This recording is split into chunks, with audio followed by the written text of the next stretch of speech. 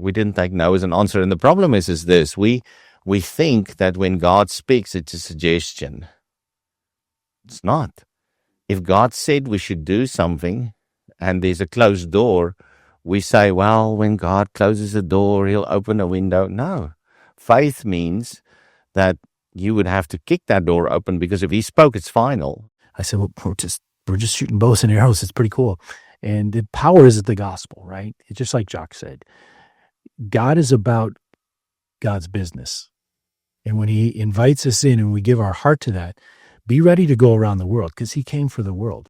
The Lord said, this is our life's goal, is if we could spend our life to change a country, the best seed you can sow is into this next generation.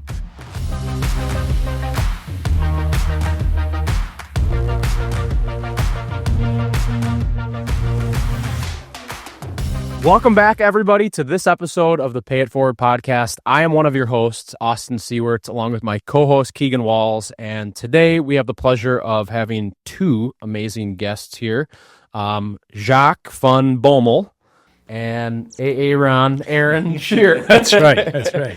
Here, Jacques is our first international guest, all the way here from South Africa. It's great to be with you. We're really excited to have both of you guys here, spending some time preparing for this, looking into both of your ministries.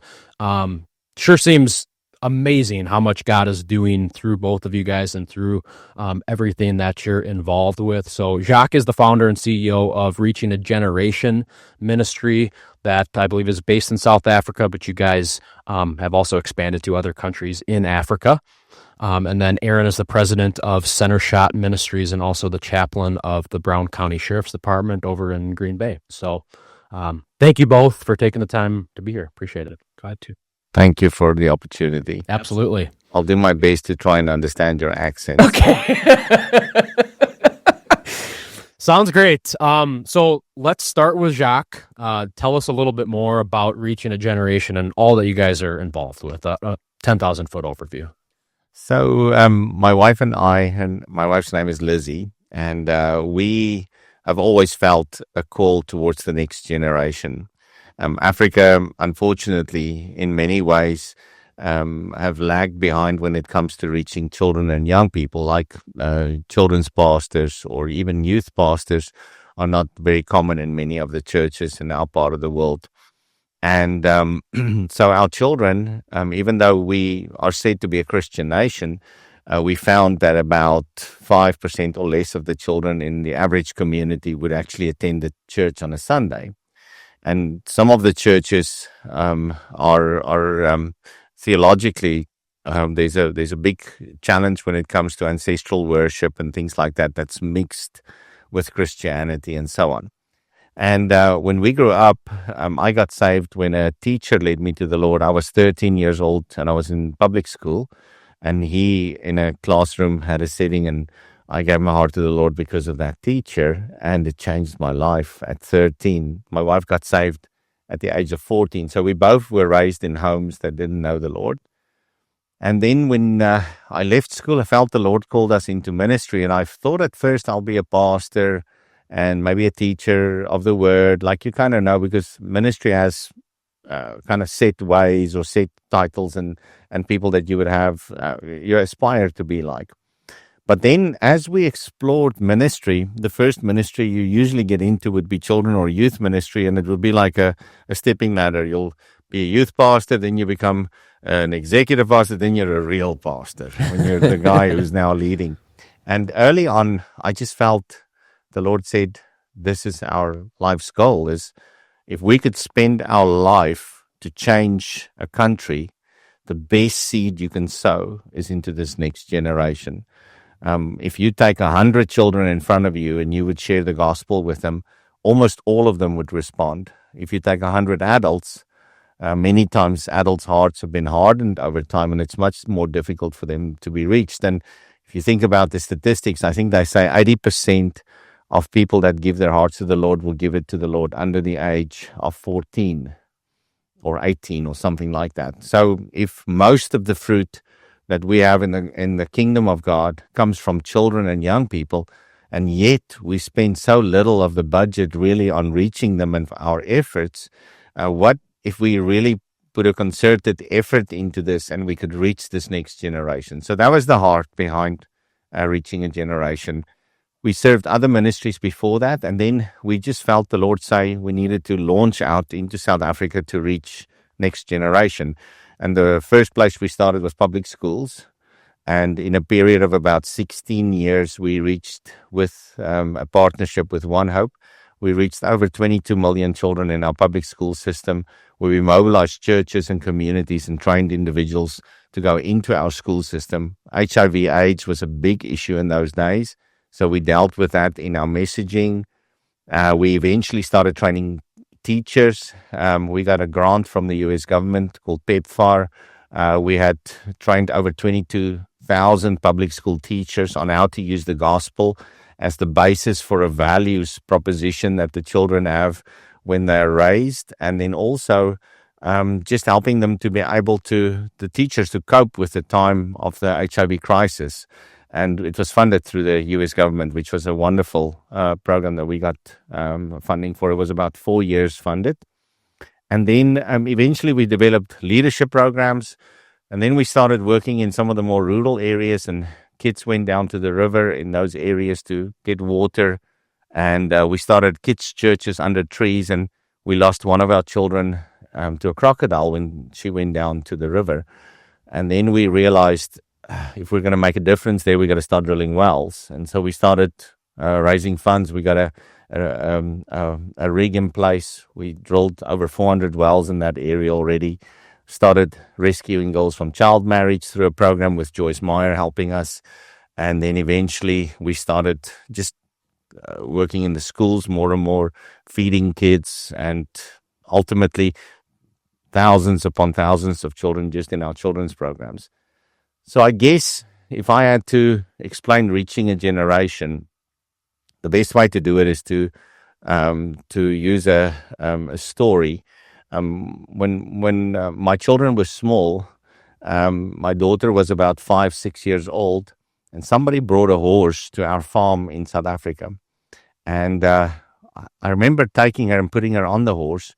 And the owner of the horse says, the horse is really tame, don't worry. They always lie. But and then the next moment, this horse jumped and threw her off, and she landed right by the feet of this horse as he was still jumping.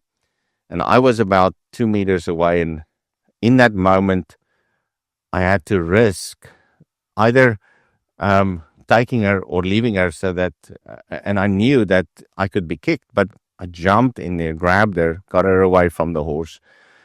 And I guess reaching a generation is like that. When we see a need and we see something that needs to happen to be able to rescue this generation or invest in them, that's what we do. And we've done it through multiple programs and different things that we do. But we also have focused in on business's mission, because we realized that children and youth ministry is not well funded in Africa, and we needed to get some kind of a business base to do it. So we have a game ranch. We do hunting of trophy animals in Africa. We have a little property development. We have a pro shop. We are a dealer for Matthews. Center Shot was one of our programs that we started bringing into our schools and our community, as well as part of discipleship. And so it's a plethora of different ways in which we reach young people in Africa. So the ministry is about 21 years old. And I would say that's a 20,000-foot view of what we do. Was there any pushback, or how does it work in South Africa for you guys to go into the public schools? Just thinking about like America, it would not go so well. So this is really an important conversation in your country right now, because when we started, the Minister of Education was a man by the name of Kader Asmal in our country. And he was part of the ANC government, and he was a Muslim.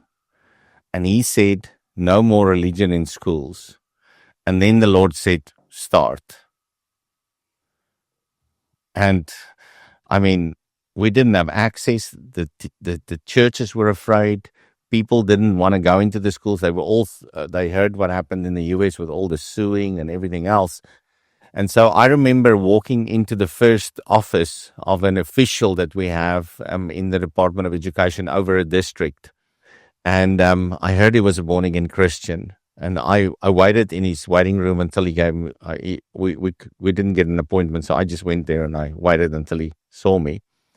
And when he finally allowed me in, because his secretary said he can't see me, I said, it's okay, I'll wait. And I just waited.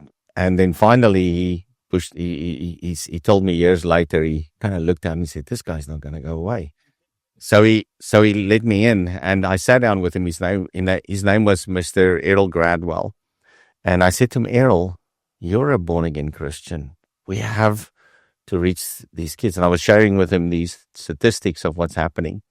And he gave me an official letter.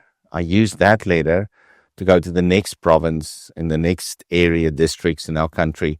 And finally, we were reaching cities in our country in all 9 of our provinces, because one door opened, then the next did. And then the Minister of Education put a policy in place called the Religion Education Policy. And it basically said you can teach religion, but you can't preach it. So what's the difference? Altar call. So we just made sure we were careful in that world. And we just didn't take no as an answer. And the problem is this, we think that when God speaks, it's a suggestion. It's not. If God said we should do something and there's a closed door, we say, well, when God closes a door, he'll open a window. No. Faith means that you would have to kick that door open, because if he spoke, it's final. Within his word, there's provision to be able to do what he said he's going to do. In your country right now, there's talk about prayer coming back into your schools. There's talk about many more different openings. I think I heard a little clip that your president-elect Trump was saying that they're going to start looking at stopping any persecution of Christians. Because I remember I visited a school in your country with a ministry of one of the ministries that's doing it here in Minneapolis. And I walked into that school and I sat the whole day there, and the kids were broken and they were crying, and it was a beautiful message that they brought, but they never mentioned Jesus once. And as soon as I left that building after a whole day sitting there, knowing that the answer is Jesus that these kids need, and just giving a social message, the first thing I did, I just couldn't help myself, is when I walked out of that door, I said Jesus, because it was like, it was oppressed within the doors of your education system. You can't even mention the name of Jesus. Why in the world have we created a world like this when there's a majority Christian nation still, which is the U.S.? So I believe you have a window of opportunity within your country in the next 4 or 5 years where God's going to give you peace. He's going to give you regulations that would help you to be able to not be as persecuted, and give you the platforms to take ground. And this is the time for us to take ground in the U.S. when it comes to the next generation. That's incredible. That's, yeah, I mean, I just think of my experience. We're talking about Kicking Bear and stuff. And but just when you start talking about public schools, it's a different thing. So, Aaron, why don't you share a little bit? I want people to learn about you and what you do, and then we'll talk about kind of how you guys met and how your ministries work together. Sure. So Center Shot Ministries is an archery ministry that introduces people to archery, and it introduces them to the gospel. And we use the tool of archery to develop trust. We build upon those relationships. We introduce Christ. Then it's a discipleship ministry for coaches and for those, individuals. We do all ages. We say you can shoot a bow from 7 to 97. And we use the Genesis original bow. It's a universal draw length. It's 30 inch, so most people can use that bow. We teach an 11-step process that comes down from the U.S. Olympic team. So you're getting fundamentals of archery that were often, when we grew up, it was trial and error. You just had to pull her back and keep trying till you figured out, I'm kind of consistent. Now we have, through the development of National Archery in the Schools program, NASP, that's our partner. They do this same education and character development in the school using the same Olympic or international style archery. We take that and develop that for churches. Those camps, leagues, and tournaments that a church can do line up directly. So in a community, you have kids connecting, falling in love with archery at school, but then they're competing for gym time and they're looking, well, where else could I shoot? Oh, hey, this church, they got a center shot program, and it's exactly the same. So all the way to the national tournament, we have 15,000 archers that come in for our national tournament. That's our Eastern National for 3 days. There's 1,000 kids on the line, and there's NASP kids and center shot kids shooting together. We do the NASP National and the center shot national. They get to shoot in both. We have an awards ceremony.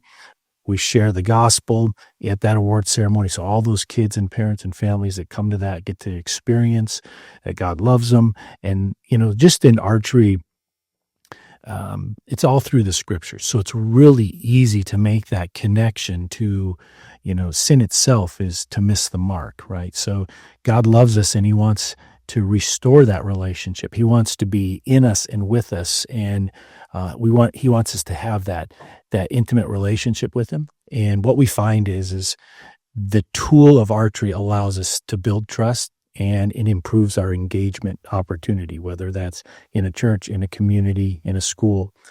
And as I was doing that as a pastor, I just was helping churches kind of reconnect with their community through using the tool of center shot. We used it at our church, and other churches, man, what are you doing? It's growing. And I said, well, we're just shooting bows and arrows. It's pretty cool. And the power is the gospel, right? It's just like Jacques said, God is about God's business. And when he invites us in and we give our heart to that, be ready to go around the world, because he came for the world, right? So I just saw that early in my faith experience, as I was growing and developing, I just began to believe he is who he says he is. So then I just went forward with that.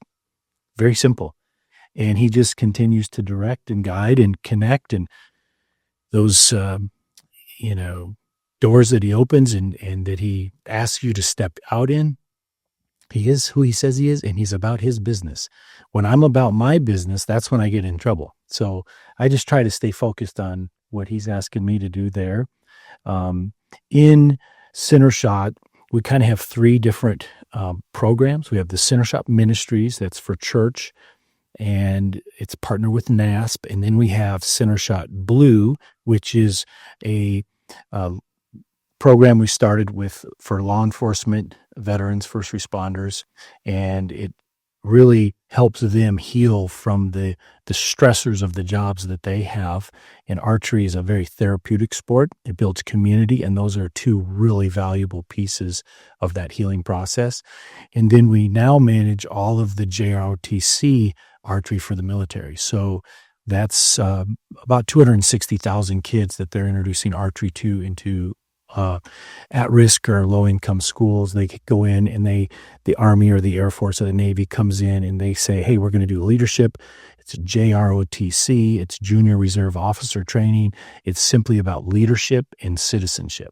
So we manage their training and their tournaments so that now those kids are getting that opportunity. So those are our 3 programs that we've developed, and it's all under the umbrella of Center Shot Ministries.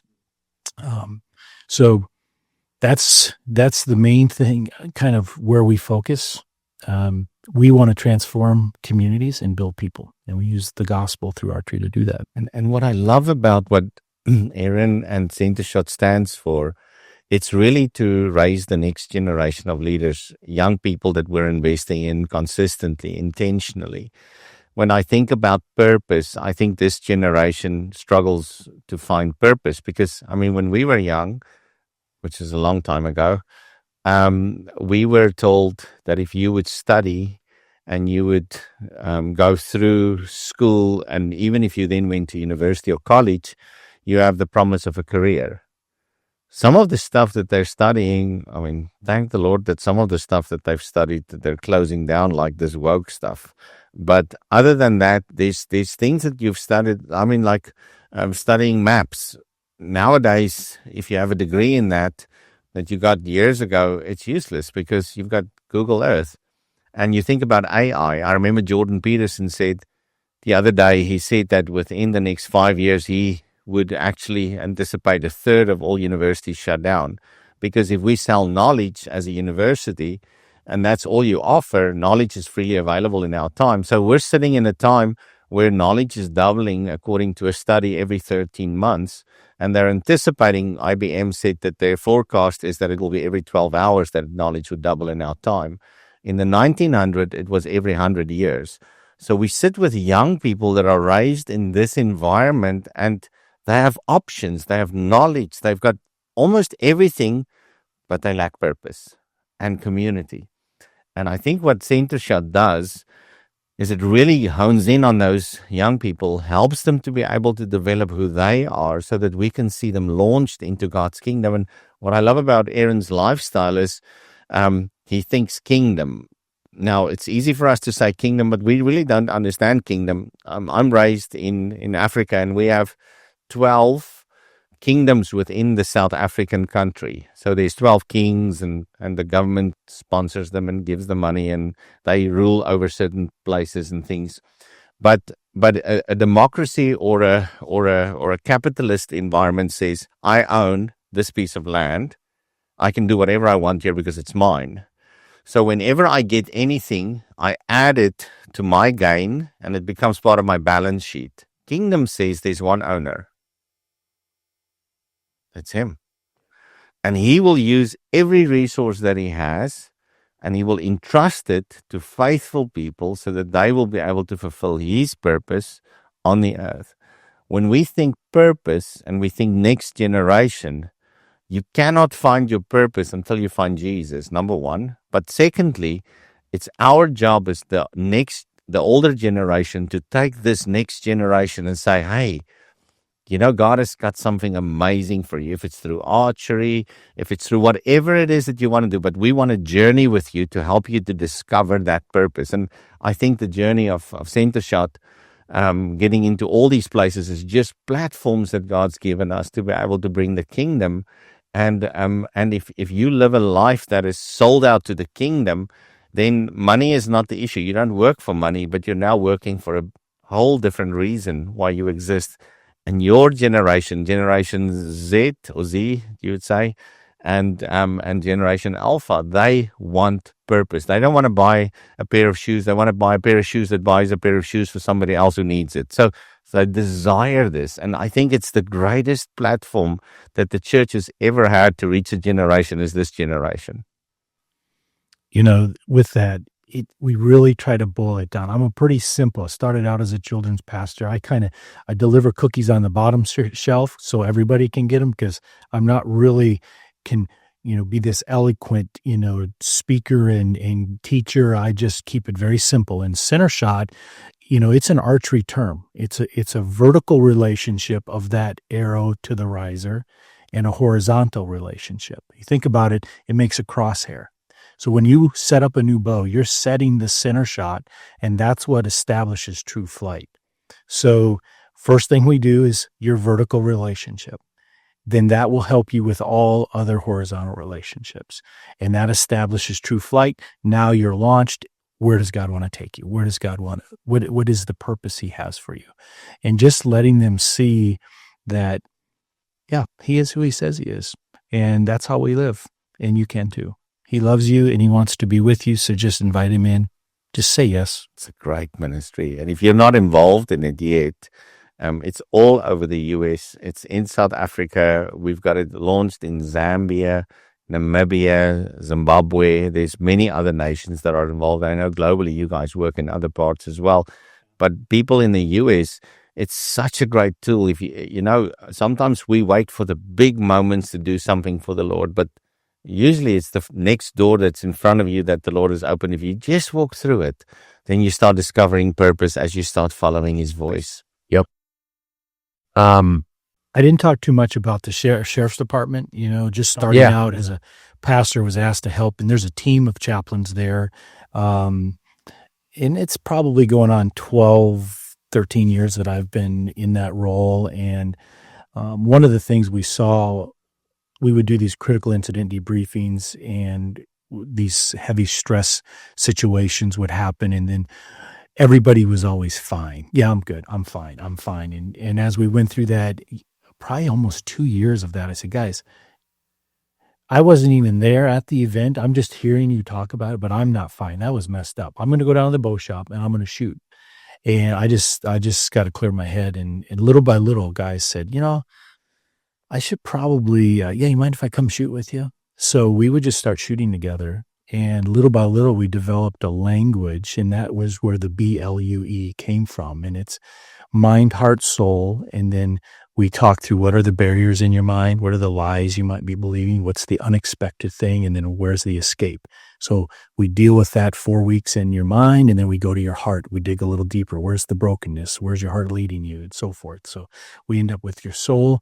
And it's just really a way where they can have some officer wellness, but then we also teach them how to use archery as community engagement too. So we're connected in the schools, the churches, and then those kids that don't connect in either place, they get to work with the officers. And this is a positive opportunity to work with the officers. So a testimony just on that. Aaron comes and visits us in South Africa last year. His team actually came the year before he came. And we started connecting with the Department of Justice with us there, the police. And we have a colonel that's over our area, and we have a meal with him, explain to him what Center Shot Blue is. We'd like to get involved. Aaron sends a team, helps us to be able to train more people. We bring in, I think it's like 12 of these officers. They came in and they were trained with us, and we started shooting with them a little bit at our place in our town. I also pastor a church. It's called Celebration Church in Mokopane. And so we have a dream this year in May that we want to do a campaign in our area that's against suicide and bullying, because we have a big issue in our country when it comes to suicide and bullying, and coming from a very segregated background, all of those things plays into it. And so we've decided to focus on those two areas. We got the Department of Education to give us access to all the schools. We've got over 2,000 teachers that we're planning on training how to deal with this in their classrooms and personally as well. And while we're doing it, we're going to share the gospel. But then the police hears about it because they're now involved with us shooting, and they came up to us and said, how can we get involved? So now we got a letter from their commander saying that their officers are also going to be sent for training. So we're going to be able to invest in those officers and really build into their lives. And at the same time, they'll be traveling with us to all of these different schools. And as we share this message, they will reinforce it. So now when we go to the schools, it's not the church going to the schools, it's the community, because now the police is there as well, which gives it gravitas immediately. Ooh, look at this. And you're building this community of believers regardless of where they are. And Center Shot has opened those doors for us. So I think that Center Shot is a phenomenal tool. It's not the all in all, but it's such a great place to be able to build community. And from that place, who knows what we can do? Yeah, it's a catalyst for sure. What I was getting at before is like my experience with Kicking Bear and archery there is like it creates a level playing field for the kids. There's some kids that are big and small and older and younger, and some kids are blessed genetically and are super good athletes, and you have other kids that just aren't. But archery is a different thing. When you put a bow in each kid's hands, it's a level playing field, especially for somebody who's new. So that gives an opportunity. It's humbling to many people, but gives you an opportunity to share the gospel through that, and to be a welcoming environment for everybody. Well, and you think about it, on a bow, the riser is the most important part of the bow. And that's where all the strength and forgiveness comes from in a bow. And what we're basically doing with archery is letting them know that it represents another riser, the one who rose on the third day. Ooh. He's a riser, right? Come on.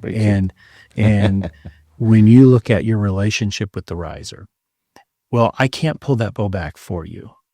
That's your relationship. And it just starts to unpack this whole beautiful relationship, and they're seeing it right before their eyes.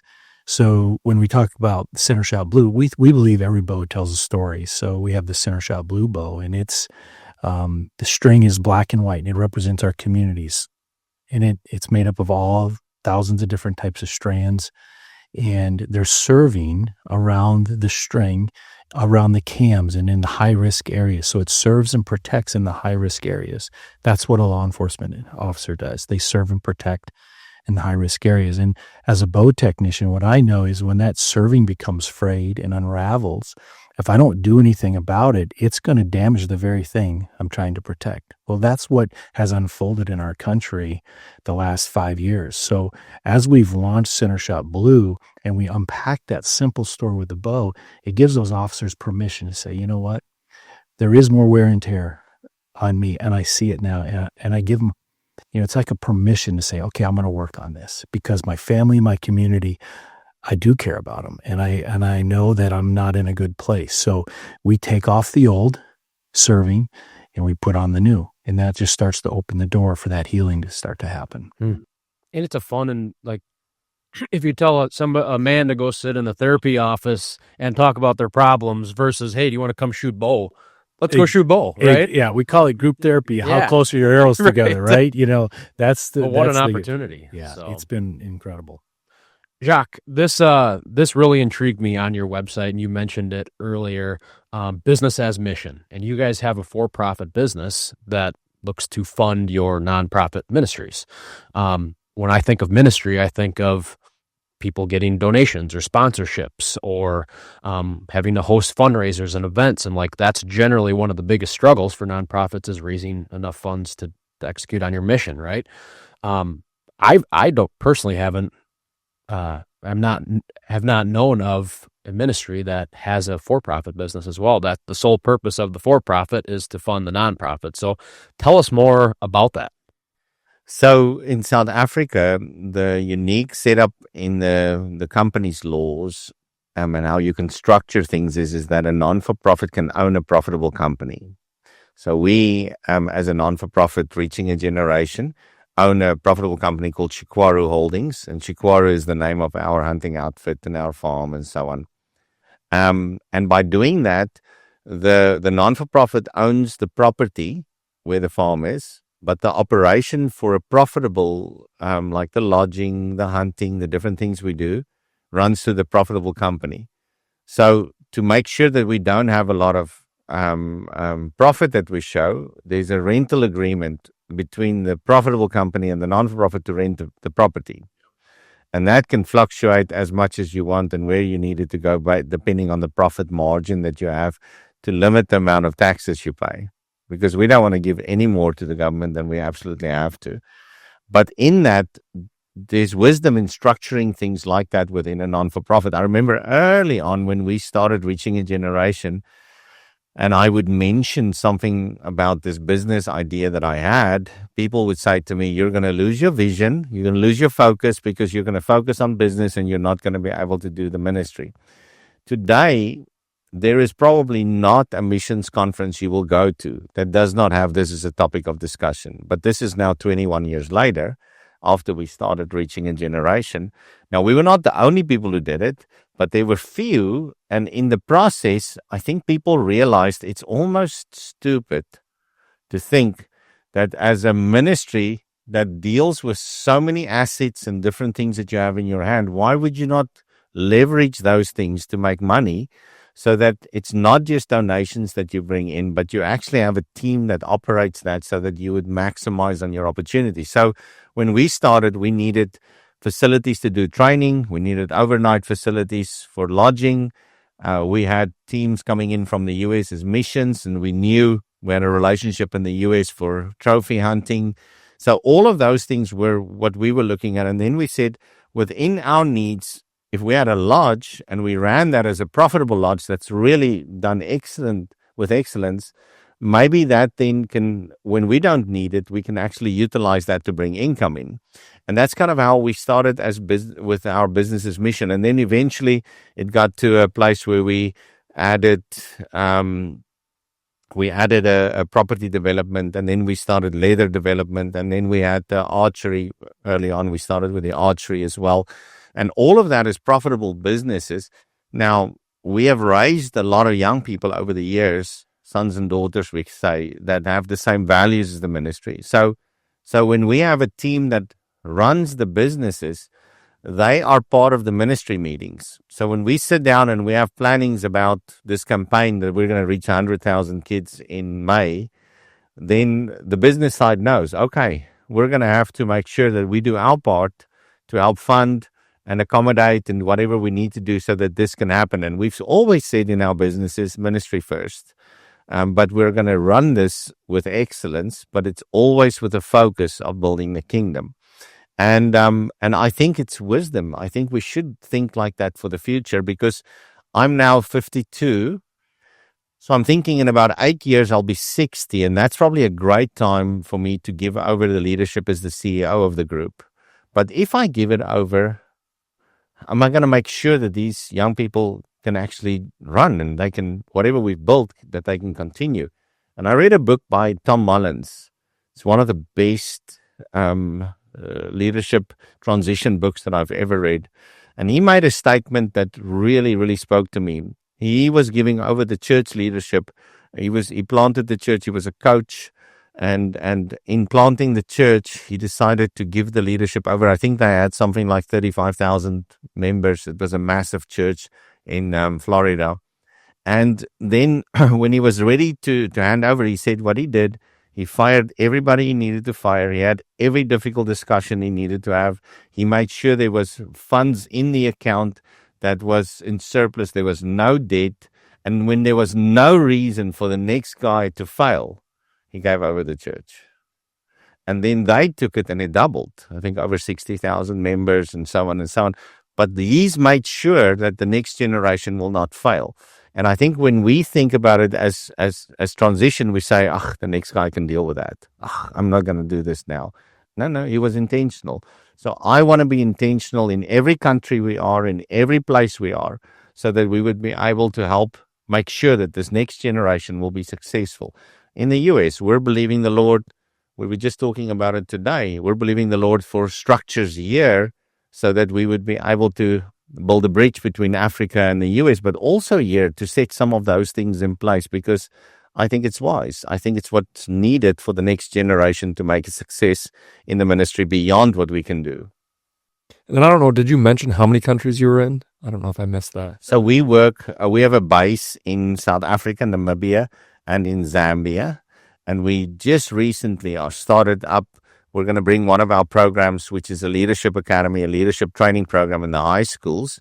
Working also with CenterShot, and there's a whole partnership with it. But we're bringing that also to the U.S., and we're hoping to launch that in 2 states in the next year or so. We're in about 14 different countries right now that we operate in. So CenterShot's a big one, yeah.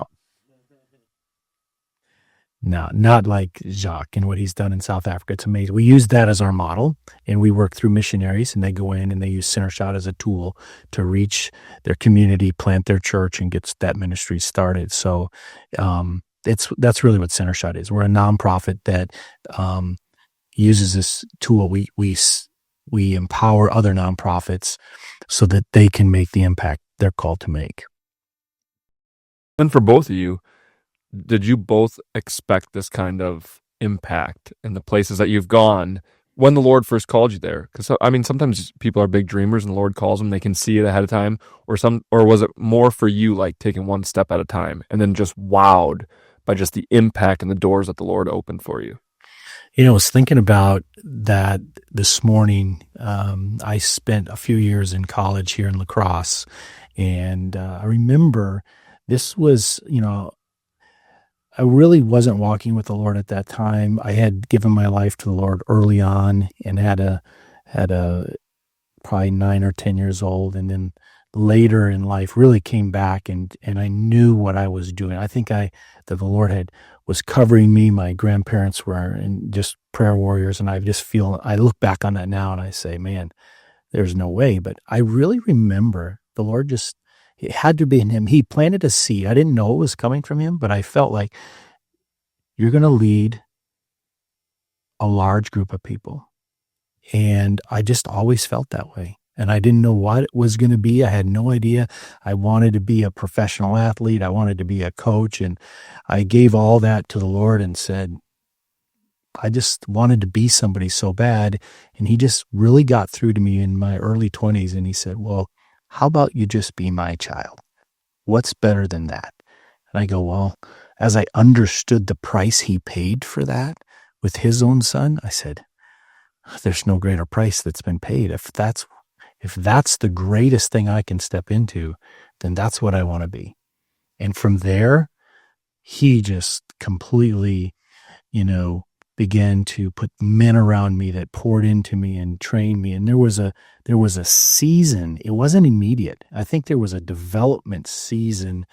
And nowadays, I think we want everything so immediate. We don't really sit and learn from that training season that we need. And so that's how it happened for me. And then as I really just stepped one step at a time, believing he is who he says he is, he's going to be about his business, and he came for this world.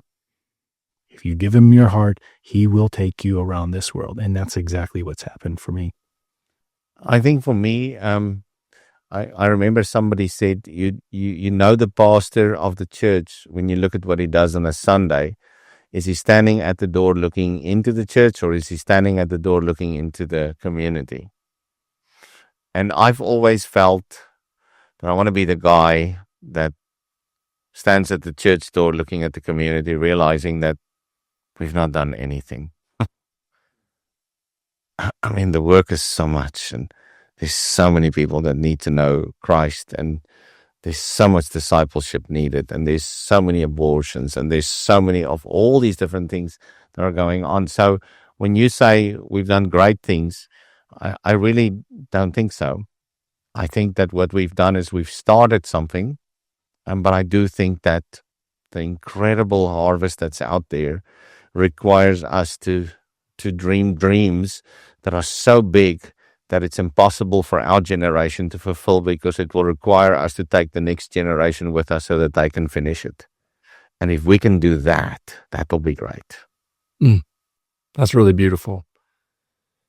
And so my next question, which is maybe a little bit off topic, but is for you, is being from South Africa, for you guys and your preaching of the gospel and evangelizing, what is the culture like for that? Like, what's the biggest holdup with the generation, the young generation in South Africa? And then maybe even compare it to when you come to America. Like, what's the biggest holdup for us, and how are they the same? How are they different just in the cultures themselves? So, couple of answers, a couple of thoughts on that. Number one, we've got a young guy. His name is Sean, and he recently moved to the U.S.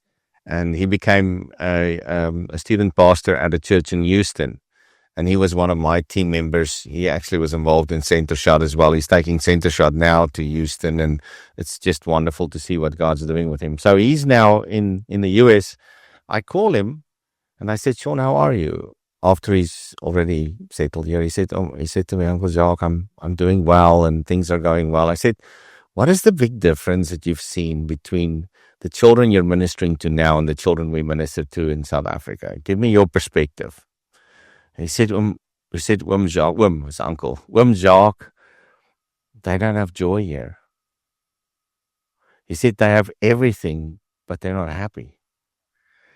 And when I think about the children that we reach, many times they would have physical needs, and it won't be, I mean, there's one school, for instance, in our area, they don't even have water.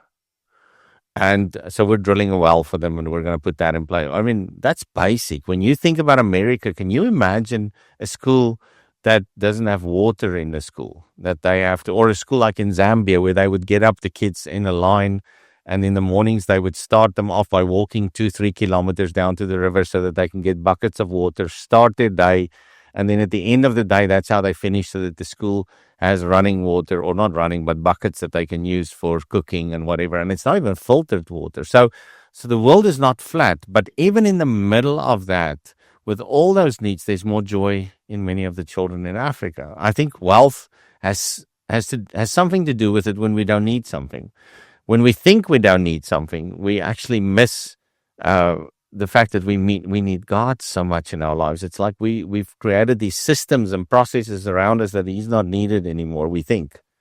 And I think that that's a big difference when you think about evangelism. My son is at ORU, And he said they went out and they one day a friend of theirs wanted to do some evangelism. So they went and knocked on doors. He said, that was an experience, Dad. He said, I don't think that's the best way to do it here in America. I said, yeah, you got to find a different way. You got to find a way to be able to. So there is a way. What is it that the Lord is going to do? Maybe it's center shot. Maybe there's other ways in which we can do it. Maybe it's leadership development in our schools, or maybe it's there's needs here. We got to just figure out what it is. And in our part of the world, I would say what our big challenge is there's been so much evangelism done in Africa that syncretism has walked in. And syncretism is when you synchronize different religions at once and you call it Christianity. So we've lost the power of Christianity in many of our churches because they've mixed it with other beliefs, like ancestral beliefs and things like that. So people would sometimes believe that it's okay if there's something wrong in your house, you can go to a witch doctor and you can go to the pastor. Some places the pastor is the witch doctor. I mean, how do you even square that circle in theology? You can't. But it's because the river of God is a mile wide sometimes, but an inch deep. So theology and understanding what we teach and making sure it's biblical and that we raise this generation with that foundation is important. So one thing that we're investing in right now in our part of the world is a Christian university. We don't have them like you do. You have so many here, but you don't take advantage of them in many ways in your culture. We don't have it. So how do we build something like that in a culture where it's not there so that we can deepen the theology? We can really get leaders raised up that they would be able to bring the gospel, the true gospel of Jesus, to the world out there. And not just a gospel that's theoretical, but actually practical in our day-to-day life. If you say Jesus in our day-to-day, how is that expressed in this environment that we live in? And so I think that those are some of our challenges that we're facing, and both are challenging. But I also think that the U.S. really has need for rethinking. How do we do this on a large scale, and how do we mobilize so many wonderful churches you have to really take advantage of this moment in time that you have now? Yeah, if I could just speak into that a little bit, what we're learning and what we're seeing when we look at reaching people here in the United States, whether it's kids or any age group, they all fit into this, is we have built so much comfort and there's so much busyness and noise around that, that it's hard to listen to what your soul is even saying. And I think your soul is longing it's made to be with God, connected with God. But unless you have stillness. So in archery, what we love to teach is it's the first time a lot of people are even just still. And part of the archery shot is stillness. And that begins to heal your soul, begins to awake your soul.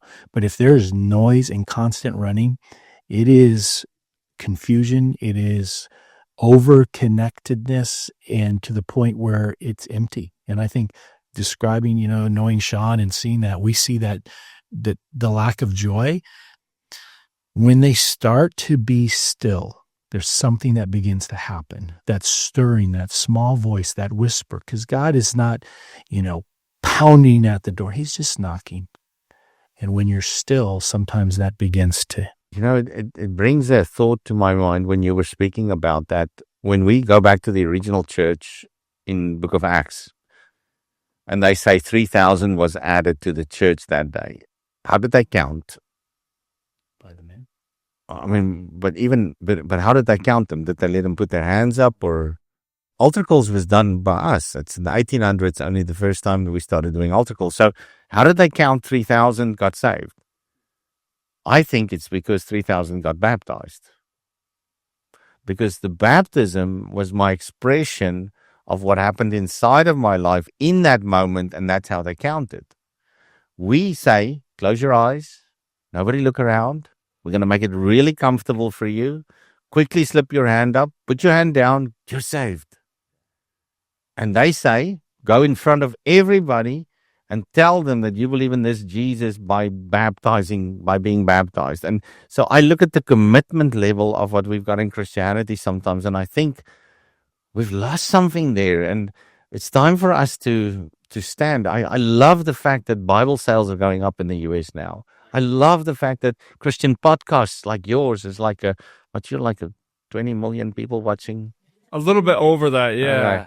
I mean, I love the fact that the Lord is elevating that, because it is time for us as Christians to stand and to take ground, not to be cowering away, not to be afraid to be sued. Start companies that has no assets in it and do the work that you need to. And if you get sued, fold the company and start something else. I mean, let's find ways to do this rather than say we can't. Sorry, but I mean, then Aaron stays on point and he speaks about archery. I'm sure he's gonna help us to bring it in. But I really think that this is important. Yeah, and I think of the verse, "Be still and know that I'm God," with what you're saying. Absolutely. It's so critical, and it's so loud out there, just competing at a high level in archery. I'm really doing a lot of self work. And what I'm finding is, of course, archery is between the ears, right? And shooting archery at a competitive level, your mental game is where the difference is. And I think as we look at being, walking with God, having the truth, his truth, where we really are in tune with it. So I'm really working on my mental game in archery, and I'm seeing a lot of similarities in just my walk with him. And it's been pretty powerful. Yeah, that's amazing. And yeah, and going back to like what you're mentioning is I do see that with this rise of woke, or just the like there's less and less middle ground of, well, it's okay to be okay, I disagree with you, like but that chasm almost, the church experiences the best revival when they're persecuted, and when lines are drawn and sides are drawn. We see it in the book. I actually see it with the early church. They're being actually persecuted. We see it in the persecuted church in other countries. We're blessed and lucky enough to not experience that in the U.S. But I think it's because of, like what you said, we make it really comfortable, and it's this easy thing. It's almost like this add-on, or you guys have that in South Africa, of I can keep my witchcraft and religion, but I can add on this little thing, when that's not what it is. Like what you said, it's baptism. It's, I'm declaring on what side I am, which is why I denounced the works of Satan and the devil in the early church's baptisms, as I no longer am my old self. I died to it. And it's this pronouncement of, I'm on this team. I put the jersey on, and everybody in the world knows who I am and what side I'm on. And I'm against that other side. And I'm for this king, and it's time to build the kingdom. And that should jack us up. Laying down your life. What does that mean? Laying down your life. But I have a bit of a, I would like to counter your argument for persecution. Why would Jesus ask us to pray for leaders so we would have peace, if peace wasn't the best place to preach the gospel? So in my mind, we get lax when there's peace, but it's actually the best environment when you're not persecuted to preach the gospel. And I think what's happened naturally is, because of our laxness as a people, we then preach the gospel when we're persecuted more, and we think that that's the ideal way to do it. But I think Jesus himself said to us, pray for your leaders so that you would have peace. Why? So that we can preach the gospel. What a wonderful way, when you're not persecuted, to go into all the schools and preach the gospel. I mean, look at how much ground you've lost just because of persecution in this country since prayer was taken out. Why in the world would we give that up? And we did as the church globally, or in your country. So now maybe, and this is what I'm praying for your country, maybe in this next season, God gives you peace and he takes away the persecution so that the church would stand up and now take ground. If you're going to wait for Donald Trump to do that, he's not your savior, but he might create an environment where the church would be able to flourish. And if you even look at how people voted, it sounded like the voting bloc for the believers were really with the Republicans in this last time. Maybe it was because of the policies. Maybe it's because it will create this environment. And I think we have to reach everybody, Republican, Democrat, no matter who you are. But the environment we have right now in the U.S. is one of opportunity. And so I think, honestly, that in the ideal world, it's actually when there's peace that we spread the gospel better. Just a thought. Yeah. No, I mean, I agree.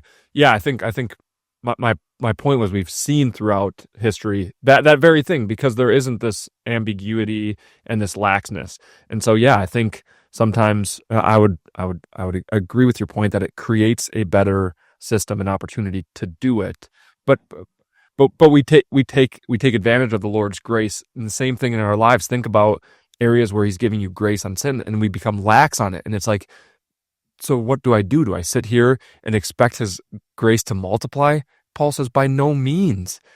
Why take advantage of grace and love and mercy when instead, it's seeing it as like, no, the Lord's actually giving me an opportunity to change my ways personally and for the country. Like, if we're not being persecuted, but it's grace. He's giving us a season of time to go out, and the fields are ripe for harvest, but the workers are few.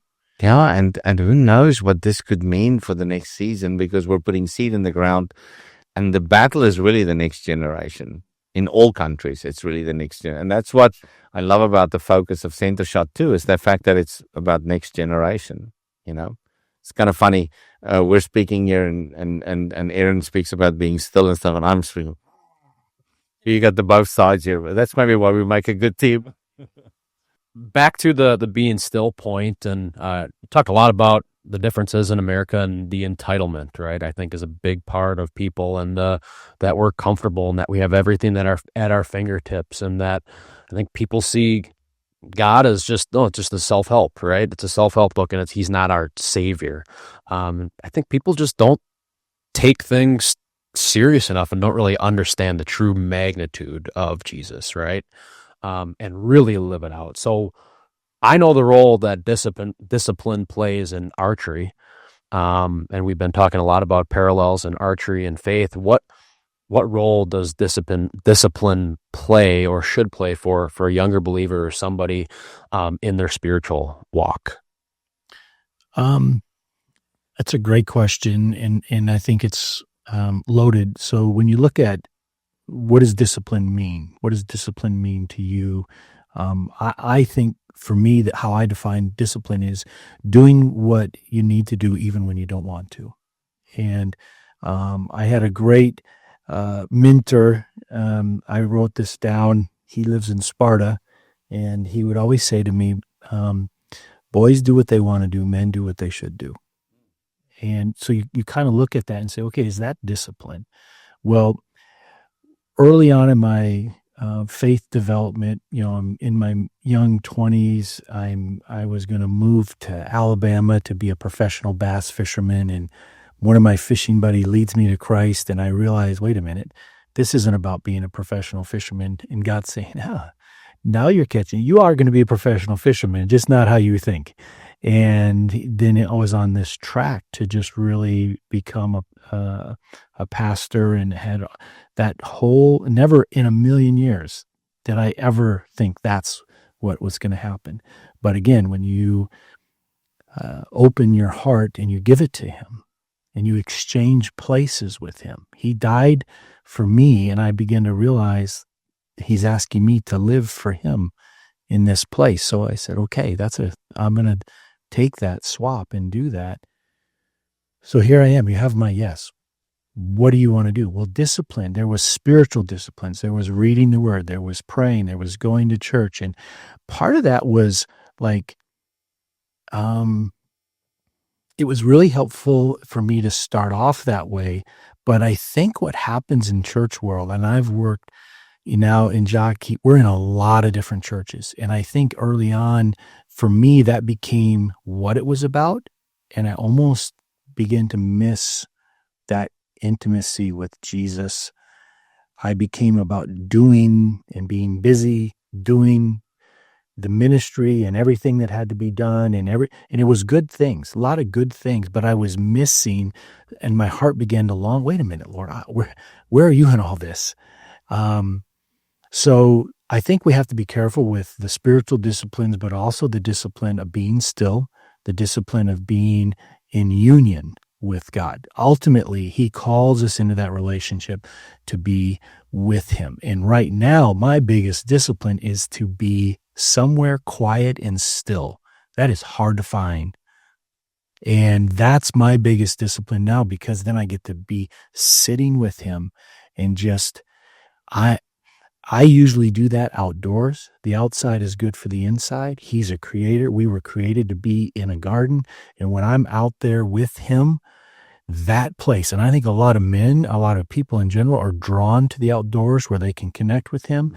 And what I see is when I begin to open his word, when I'm outside, that's when I'm hearing that's when I'm seeing him. And that intimacy skyrockets. So for discipline, I think there are multiple different ways to look at it. For me, the biggest discipline I have to protect is my union, my oneness with God. And that is an environment that I can create. As a human, the only thing I can really do is create environments. And then the Holy Spirit does what he does and connects and speaks. And in my family, my number one commitment is the commitment around the oneness and my wife knowing that she is number one. And I have probably failed in that more than any human. And that's the one thing right now that I look at and say, okay, what is the most important environment is she needs to know she's number one, because she has sacrificed so much for us to do what we do. And then my kids. And then, so it's, what environment am I doing? I look at it as be disciplined about your environments and invite God into those, because then he'll do what he does. Yeah, I love that. I love what you said about doing what you should and not what was it? Yeah, boys do what they want, men do what they should. Do what they should. And there's so many people now doing what they want and doing what feels good, right? If it feels good, do it. But that's empty. It's empty. It really is. 100%. And that's what I was getting at with the discipline is it takes intentionality to create the environment for God to speak to you. Being still, being in the Word, praying, like doing the basic disciplines, the basic things, can open up so many doors in anything. So, Jacques, do you have anything to add to that? So for me, it comes back to rhythm. And I think for a long time in my life, when we were doing ministry, my life was so, with all the different things we were doing, I would not have rhythms, because I would be involved in this project, and then we'll do this, and then we'll do this. And later in life, I realized one thing that I failed out at as a dad was to create healthy rhythms in my family. So what is a rhythm? It's basically habits. So how do you create a habit? It starts with a thought, then you speak it. When you speak it enough, you start doing things. When you do enough of it, it creates a habit, and multiple habits creates culture. So I think ultimately the safety in us, or the security, or the steadfastness in our relationship with the Lord, is that we've created cultures that have these rhythms that Aaron was speaking about: discipline about spending time with the Lord, discipline about reading the Word, and all of these things that is important for all of us. But it really comes down to a culture. When you walk into some families, and you look at the children, it's almost like there's a peace and a calmness, and you just see these kids, their heads are screwed out the right way. They're going to make it. And you kind of feel that, but it didn't happen yesterday. It was a culture that was created in the home, and that has to do with rhythms as well. And I think that for me, that's something that I've had to continually work on, is making sure that I guard the values, which really informs the culture of my home or the ministry. And the biggest job that Aaron and I both have in leading our organizations is to fight for the culture or the values of this house, because that's the only thing we need to protect. And then if you raise sons and daughters in that value system, that home, then they'll go. Your job's done. But it's to guard the values in the house. So that was one of my questions that I was hoping to get at, is like, you have so much going on in so many different directions, a part of your ministry. Like, what is that kind of baseline rhythm for you and your family as a leader of the organization, and of many people? What are those basic disciplines or rhythms that you personally, that has worked for you? So, let me talk from an organizational perspective first. The problem is I really like what I'm doing, so I can get involved in any of these areas, and I can give myself to it. I love hunting, I love archery, I love the business world. I'm a pilot, I'm a professional hunter. So all of these different things are just all passions. And what's happened is over time, those passions have become ministry in different areas and expressions as we were growing this. And so now I had to find a place where I realized, okay, I got to give this away. And if I'm going to give it away, my focus ought to be less on starting programs and on building buildings, and should be on seeing them built and seeing them start. So my focus had to shift away from the things that we were doing to be able to build the ministry to really the people that are building the ministry. So a few years ago, the Lord told me to make that shift. So we got about 8 or 9 really sharp young people that are key leaders in the ministry between the age of 30 and 40 that are actually leading everything. And so I can travel, I can do things, I'm able to spend time where I need to because these leaders are in place. And I don't, if I'm not there, they run it. It's not like it's ours anymore in any case, because we've already given those portions away. So in different countries, if you don't have a son or a daughter that has the same values, then you're at risk with whatever you're going to build. It's not going to last. But if it's a son in your house, you know your kids. You know who they are. You know their values, and they know you. And that's a lot easier to be able to grow into all these different areas that you do. I think what's happened when I got older, personally, for me, it's been to really reset some of the things that I've sacrificed when we were younger, because I sacrificed a lot in us building this, and some of the things I shouldn't have. Some of the stuff was, my son, as he grew older, he said to me one day, he said, "Dad, when you got home, you disrupted us because Mom had everything. There was a rhythm in the house, and then when you come, everything changed until you left and you traveled again. So we kind of endured you while you were there." And I'm thinking, I'm the dad of the year. What do you mean? We do Bible study in the evenings, and we do this, and we do. And suddenly I see from his side, and I realize there was no rhythm. And they didn't understand, because I was going this, and then I was doing that. And I was thinking I was working for the Lord and all of this. And I think sometimes we sacrifice things that God never wants us to sacrifice. And in doing so, we're missing it. So I've started asking myself, is there anybody that can do what I do? And if it's yes, then I give it away. Even if it's not 100% of what I would do, I just give it away to help coach them. How do we do that? Instead of us holding on to things, and then at the end of the day, you're so overburdened, and you miss the most important, which is our family, our time with the Lord, our time in building community. And honestly, when we started Celebration Church 3 years ago, that changed me more than probably anything else did, because you understand the value of community. And that's really, really important, I think, in life, is to find a healthy church and a good community. Get rhythms in your house. Even if your life is like mine was, there's rhythms you can build into it. For me, it's learning to do life and do ministry with open hands, and let God put in and take out what He wants to do. And right now, we're making a shift on moving me from the day-to-day operations and giving it away, just as Jacques said, because there's people who can do it even far better than I can on our team.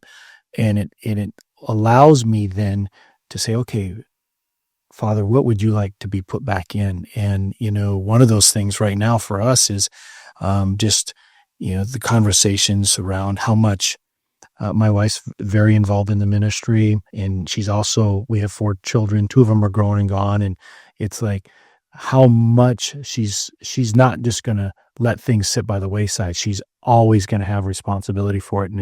And right now we've got to move some things off of her plate that others can do, because I think when you said we sacrifice things that even the Lord has not asked us to sacrifice, in the name of, I'm going to do good things for the ministry. He looks at the big picture. He's building us and developing us, and He's doing His work.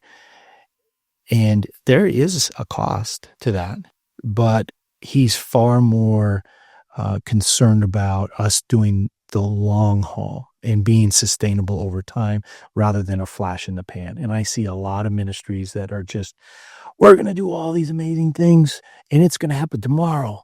And every time I hear that, and every training I do, I say, this will take longer, it'll cost more, and it'll be far slower than you expect. But don't lose heart. God is at every single step. And it will look different. Yeah, and it'll look completely different than it is in your mind at this moment. And it's okay. So for me personally, it's do ministry with open hands. Trust him to, he has so much more in store for us than we could ever grab onto and hold and control on our own. And we have whatever little thing we can grab, well, then that's what you get. But when you do ministry and do life with open hands, it's richly blessed and richly. So I have some advice for young parents that I wish somebody had given me. If I can throw that into this podcast, maybe this will help somebody. I learned later in life that there's two kinds of mistakes people make: head mistakes and heart mistakes. A heart mistake has to do with lying, cheating, stealing. It's things that has to do with values, and they have to be repented of. They can't just be fixed. A head mistake is, I bumped the car when I was at a friend's house, my child dropped the glass, things like that. And so what we do is when we have little children, we hammer the head mistakes. When they scratch somebody's car, or when they, by accident, or when they drop a glass in somebody's house, don't do that. I told you not to, whatever. And we get so upset about these head mistakes when it's really just, it's a head mistake. It can happen to anybody and you can fix it. But when it comes to hard mistakes, we kind of hide it. So when somebody throws a tantrum, we say, stop. Don't do anything. We don't deal with it. We kind of just want it to go away but the tantrum comes from a hard mistake. So how do we deal with a tantrum in a child's life so that they don't throw that? My yes is my yes, my no is my no. All of those things really are important, I think, as we raise children. And I wish I had learned to major on the hard mistakes and not the head mistakes, because we were very strict when we raised our children. But I focused too much on head stuff. I should have just let them make mistakes. So now I have a thing that I tell people when we hire them. I say to them, you have to at least make 2 or 3 mistakes this year, because if you don't, you haven't tried enough. I want you to risk, because we've created a world where we almost don't want our children to fail. So we helicopter parents over them. So we try and prevent them from making any mistakes. They don't learn through that. Let them make head mistakes. And if there is a hard mistake, let them repent and deal with that in their heart immediately. Don't let that ever slip. But be gracious with your head mistakes and let them make mistakes and help your kids to be able to go there. I think if I had that advice, that's probably one of the best pieces of advice that I wish I had when I was raising my kids when they were young. Where were you, Joe? I needed you like 22 years ago. Oh, if I were traveling. No, that's really good. Yeah, my son just made a head mistake. He ran full speed into the corner of our wall and got his stitches. So that is a head mistake. That's a literal mistake. head mistake. But no, I, as a dad of young children, yeah, I really appreciate that. And yeah, that is really good. Got a 3-year-old and a 7-month-old. So, wonderful. Yeah. So, no, that's beautiful advice. And I'm sure that's going to inspire a lot of I'm listeners. going to be the best granddad there's ever been. I just want you guys to know. Yeah. Did you have any? One more? One, I mean, to kind of end us off here. So, I mean, our heart in this podcast is to pay it forward to the next generation, right? Of leaders, and entrepreneurs. So what is your message to that younger generation of our listeners that maybe they're not in full-time ministry, maybe they're not even a believer, to make an impact on their community and to those around them? Yeah, I think the first thing would be, as a leader, I think we're given an extra measure of discernment a lot of times. That's what we were called in to do. But God gives us that so that we can lead and have vision and direct. But oftentimes that discernment can really turn into criticalness, and criticalness is not a ministry. And I've made that mistake as a leader. I get very critical about, just because I see life very simply as your direction determines your destination. If you're not going the right direction, I point it out. It's like, wait a minute. I think that grace you talked about, knowing the difference between head mistakes and heart mistakes, really wise, great wisdom. And then I feel like just really letting God place that desire, place that vision, but he will confirm everything he's asking you to do. And I think really getting that confirmation, and when you get that confirmation, whether it's through the word or through prayer, you know that you know, then go forward with confidence and know that he has gone before you on your behalf. So step into it and lead. So when I think about this Generation Z, let's focus on them for a moment. There's so many things that are amazing about this generation. If you go study generations, there was the great generation who actually went through the wars and had to help rebuild the world, and they called them the great generation at the time because they did what no other generation ever done, and that laid the foundation for where we are today. I believe that Gen Z is going to be the next great generation. I really do. I think they're compassionate. I think they don't consume social media as much as millennials did. They apply it to their world so that it will make their world better. So they've become a user of it a lot better. They are certainly wanting to change the world because they're into all these kind of causes. They want the supernatural. Look at their video games and different things. They are actually desiring it. And I think that they've pivoted away from the millennials. They don't want to be known as a millennial. They don't even want to be identified with them. I mean, nobody wants. But Yeah. Are you guys millennials? I think I'm right on the line. Okay, let's call you Gen Z for now. I'm Gen X, and he's probably a boomer. I'm your boomer. But if I speak to this generation, I think I would say to them that there's room for you, and you can change the world, and we believe in you, man. And the best place to start is Jesus. That's where my life changed, and I would start there. But I would also seek that greatness that God's placed inside of each of you. And it might not be to work as the president of a country, but it might be that in your world, you're going to be changing and making a difference there. And I think that if anything, that's what I would say to this generation is that God made you intentionally for this time, and you're going to change the world. And we want to be a part of your life in helping you prepare to do that. Amen. Well, you guys are certainly doing that by being here today and sharing with us a little bit about your journey. So thank you for that. We really appreciate it, and hope listeners felt the same way. So thank you for being here. Appreciate it. My pleasure. Well, thank you for letting us speak so long. Absolutely. Yeah. Why don't you guys share where they can find out more about your ministries? Centershot.org. Simple as that. Reachingageneration.org. Sounds good. And if somebody wants the mission trip in South Africa, are there any opportunities for do that? Internships we do. We actually love taking young people in for seasons at a time. We live on a game ranch where there's wildlife all around you. I mean, I wake up sometimes there's a giraffe outside of the cool. window. So the world is amazing.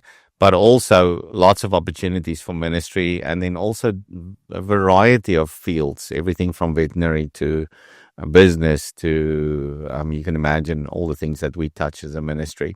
So all of that is a platform that we want to raise the next generation with. So if you want to get involved, great. If you have a lot of money and you don't know what to do with it, talk to me. I can help you. We've got plans that's going to change the world.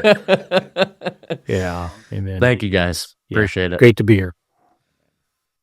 Hey everyone, thank you so much for listening and supporting the Pay It Forward podcast. If you want to find out more about how you can support the podcast or become a sponsor, please click the link below or visit our website, payitforwardpodcast.com.